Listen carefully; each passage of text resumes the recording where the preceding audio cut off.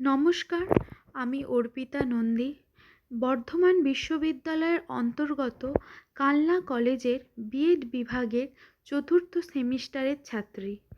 আজ আমার আলোচ্য বিষয় অষ্টম শ্রেণীর বই থেকে সমরেশ বসুর লেখা আদাব গল্প।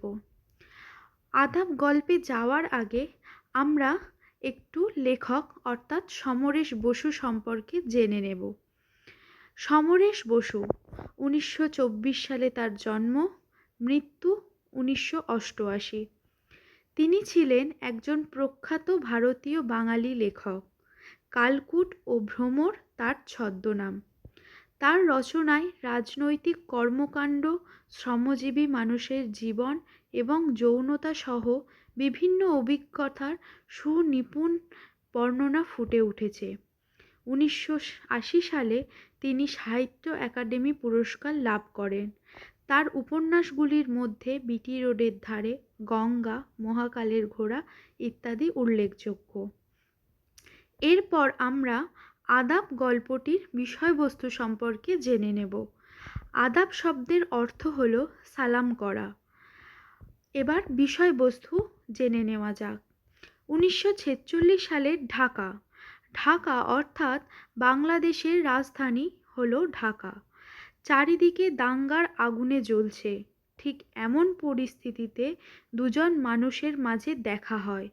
দেখা হবার পর মানুষ নাম ধাম জিজ্ঞেস করলেও একজন ধর্ম কী তা জিজ্ঞেস করে। কেউই তা জবাব দিতে সাহস পায় না। দুজন ব্যক্তি ছিলেন দুই পেশার লোক, একজন মাঝি আর আরেকজন সুতা মজুর। কথাবার্তা আগায়, কিন্তু ধর্মটা কি কেউ কাউকে বলে না।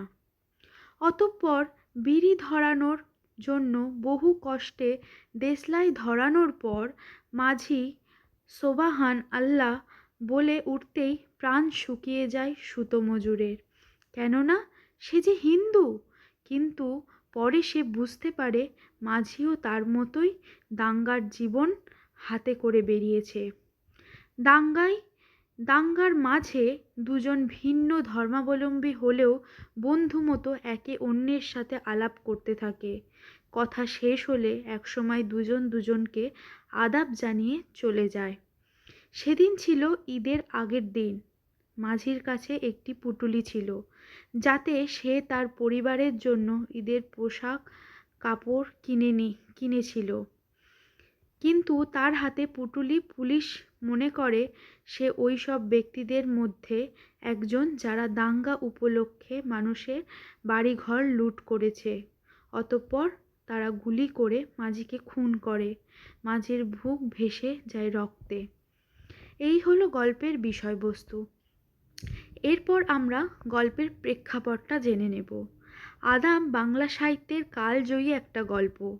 দ্বিতীয় বিশ্বযুদ্ধের ঠিক পরপরই 1946-এর 16ই আগস্টে অবিভক্ত মুসলিম লীগ প্রত্যক্ষ সংগ্রাম দিবসের ডাক দেয়।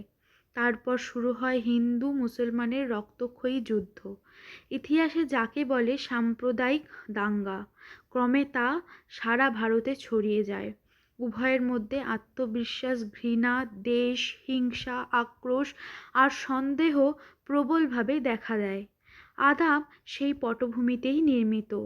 দা, শকরি, ছুরি, লাঠি যার হাতে যা আছে তাই নিয়ে হিন্দু মুসলমান পরস্পরকে নিধনে উন্মত্ত।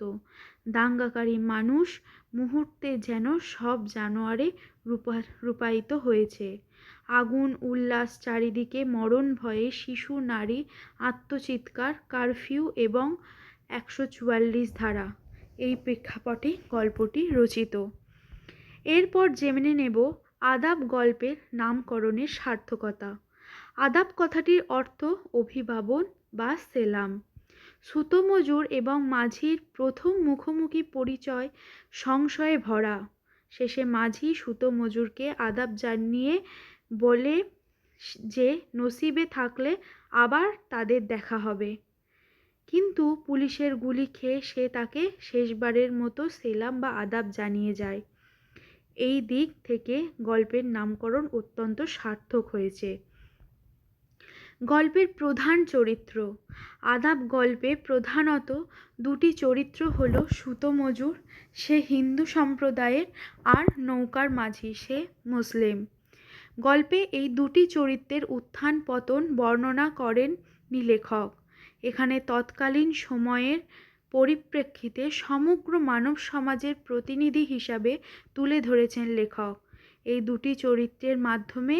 তাই এই চরিত্র দুটি নিজের ব্যক্তিত্বকে ছাড়িয়ে খেটে খাওয়া মানুষের প্রতিনিধি হয়ে উঠেছে।